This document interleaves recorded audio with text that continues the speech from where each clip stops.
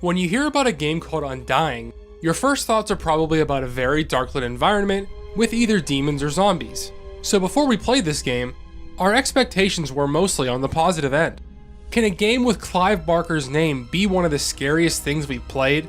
Let's find out as we take a look at Clive Barker's Undying.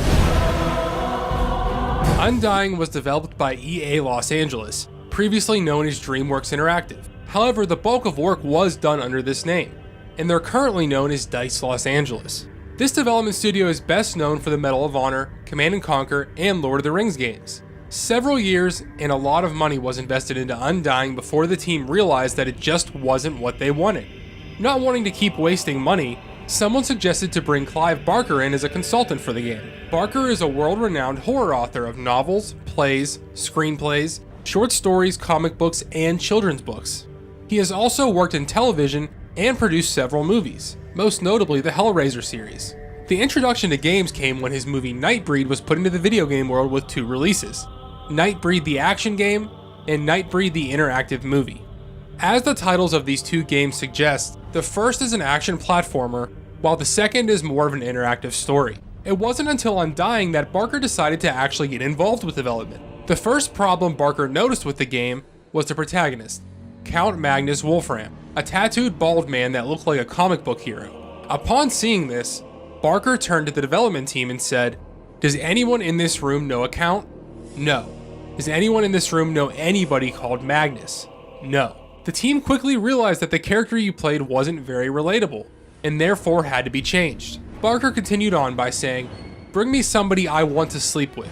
Bring me somebody fabulously sexy." Some sketches of what the face would look like were drawn up, which artist Brian Horton took and developed the character we play as. The next problems were the narrative and mythological holes. Because the team wanted to develop their own mythology, it had to be consistent, which it wasn't. The overall story was influenced by H.P. Lovecraft and Edgar Allan Poe, with Barker comparing the story of Undying to the fall of the House of Usher. Barker also provided the team with an abundant amount of sketches for characters and monsters, since not all the designs were too great prior to his arrival. He said, quote, "There was one monster which was the size of a couple of skyscrapers. That's not scary, that's too big. You know, if a monster gets that big, there's nothing to be scared of." When he wasn't in the office, Barker was constantly receiving phone calls from the team regarding questions about the plot or how a character should look. After release, Undying was very well received, with an 84.5% on game rankings and a 9.1 from GameSpot. However, the strong reception didn't translate very well with sales. The sales were so low that updates, console versions, and a sequel were all cancelled. During World War I, the game's main character, Patrick Galloway, is on the battlefield when he sees a man atop a hill with a green glow to him. This man is actually the character we were going to play as before Clive changed it up. Patrick pulls his gun on the man, but before he can pull the trigger, the guy fires a green beam from his hands, causing Patrick to black out. When he awakens in the hospital, he is told that the rest of his troops went on without him, and that we now have the Shaman Stone which we wear around our neck, though it's not really explained how he gets the stone. 5 years later, we receive a letter from an old friend, Jeremiah Covenant. Jeremiah requests that we come to his estate and investigate a few paranormal things that have been happening, knowing that we have a reputation for dealing with such things. Upon arriving, we find Jeremiah in his bed, looking very sick. He explains to us that a lot of recent paranormal activity has spooked most of his staff away, and his siblings have also disappeared. It is now up to us to explore the house and figure out what's going on, along with how to stop it. Through our investigation, we eventually learn about the Undying King, the creature behind the curse. Along with this, we see a vision of a group of priests burying the king alive as part of a ritual. Before facing off with the Undying King, we first must fight the 4 undead siblings that were previously missing, as well as Count Otto Kelsinger, a rival who just wants to get the power from the forces. In order to fight the 4 undead siblings, Patrick must travel through time and space, traveling to the ancient past as well as different dimensions to find the items needed to progress the story.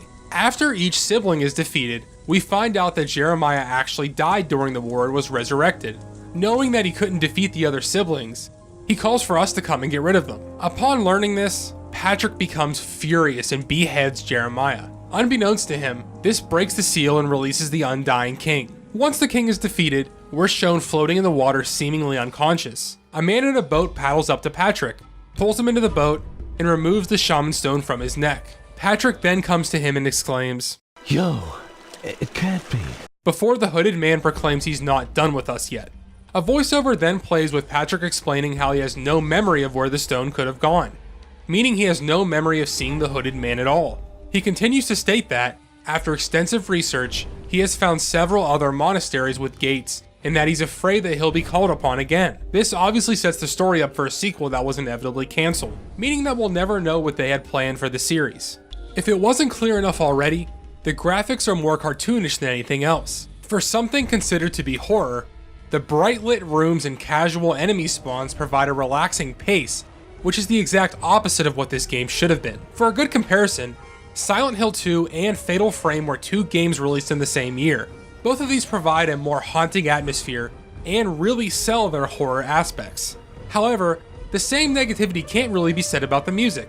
Every track has horror written all over it, with some tracks leaning more towards an action score than horror. The well-placed music is all thanks to Bill Brown, who also worked on Quake 2, Anachronox, and the Tom Clancy games, along with movies like Any Given Sunday and Ali. The voiceover isn't too bad either. There's a lot of dialogue between characters, and nothing really ever seems out of place. The voice actors did a great job of selling this ridiculous story. At its core, Undying is just a basic first-person shooter with your typical weapons like revolvers and shotguns. But when it comes to first-person shooters, the comparisons stop there. When you first start the game, you're holding the Geltzabar, or Shaman Stone. Using this releases a pulse which can be used to push enemies back, but it does 0 damage. There are only 2 helpful features this stone has: the ability to glow when you're near a hidden message or image, and boosting your magical spells by 1. Because we never used the stone after the first 10 seconds, we never found out about the big secret revolving around it. You run the risk of summoning a Geltzabar Hound, which can easily kill you if you're not prepared. Your main weapon to start with is the revolver. However, this doesn't last very long before you'll find the weapon we used for most of the game, the Tibetan War Cannon. This gun that's shaped like a dragon's head can be charged up and fire something that resembles ice balls. There were 2 reasons why we stuck with this gun for the majority of our playthrough. 1, there's unlimited ammo, and 2, it absolutely destroys every single enemy. It's not like the enemies really pose much of a threat anyways, but this gun made everything a breeze. That was until we found the scythe. For being a close range weapon, this thing made every enemy the easiest thing on the planet, and this is pretty much where we were at. Use the war cannon if something was far away, and use the scythe when they're close. It was a very simple method that worked wonders for us throughout our playthrough. The scythe is also needed during the boss fights, where you have to chop off their heads to end the fight. Aside from that, you have a spear gun and phoenix eggs, which act like a missile that you can control. Although we had our favorites, every weapon has its purpose, which was nice to see. Alongside your main weapons is your ability to use magic with your right hand. Your spells range from an ectoplasm attack to screaming skulls, and to our most used spell, the shield. Each spell uses your magic, which will regenerate over time. Although the spells early on barely help, when you unlock more options it becomes a lot more fun and easier to take out all of the enemies. However, there is one spell, which is what you start with, that we forgot about time and time again. This spell was called Scry. It allows you to look into the past to see an event or to view hidden messages. This was often needed to progress the story, which left us stumped for a while, until we remembered that the spell existed. This goes back to the Shaman Stone that we mentioned earlier. If you have the Shaman Stone equipped and it starts to glow, it was usually an indication that you should use your Scry spell as well.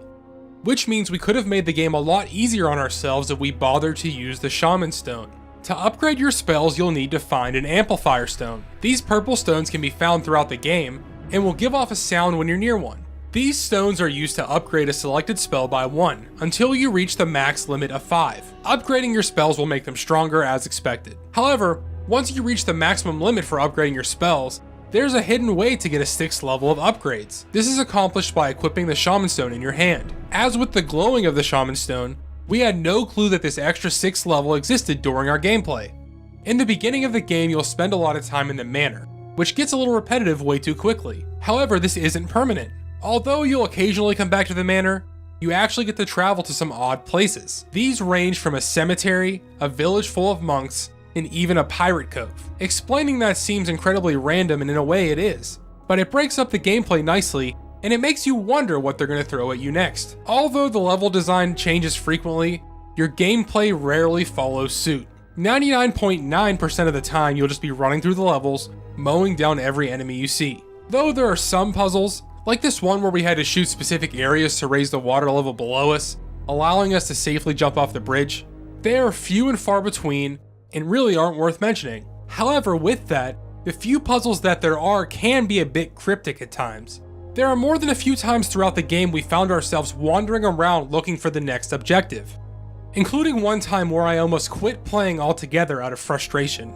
But overall, it suffers from what a lot of earlier adventure games do in that it makes perfect sense after the fact, but while you're playing it just pisses you off.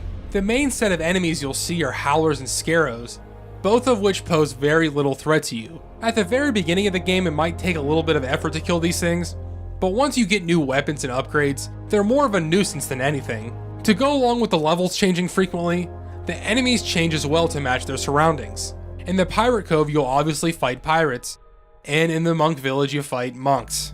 Look, it's really self-explanatory. Name the first type of bad guy you can think given the environment you're in, and the chances are you'll see that enemy. There's really nothing revolutionary about the enemy design, and it's extremely predictable, but that doesn't make it absolutely horrible or anything. Could it be better? Yes.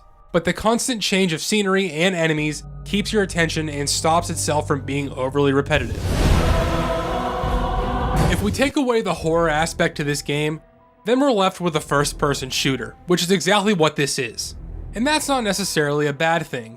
This is a decent first-person shooter that tried its hand at having horror, only to fail. However, that doesn't mean it fails entirely. The gameplay, although somewhat repetitive, had its moments of being fun, even though the difficulty never really ramped up at all. We feel that if more effort was put into the horror elements of this game, then we may have been speaking more highly of it. But with its cartoonish graphics and simplistic gameplay, it felt more like a game to play every so often if you're bored. With that, we'd have to say that Clive Barker's Undying slightly holds up as an entertaining first-person shooter, but it doesn't hold up in terms of horror or survival categories, and it's quite clear why the sales weren't that great.